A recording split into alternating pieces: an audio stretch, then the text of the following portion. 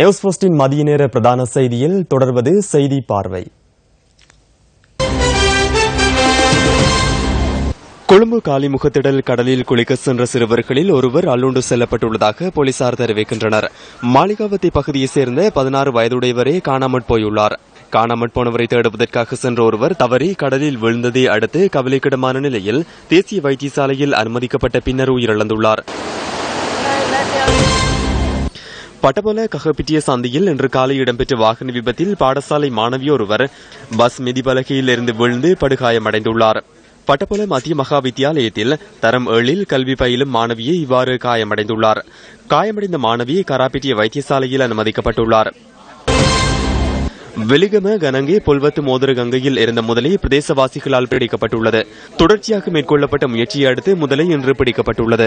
இவ்வாறு பிடிக்கப்பட்ட முதலை வனஜீவராசிகள் திணைக்கள அதிகாரிகளிடம் ஒப்படைக்கப்பட்டதாக எமது பிராந்திய செய்தியாளர் குறிப்பிட்டார்.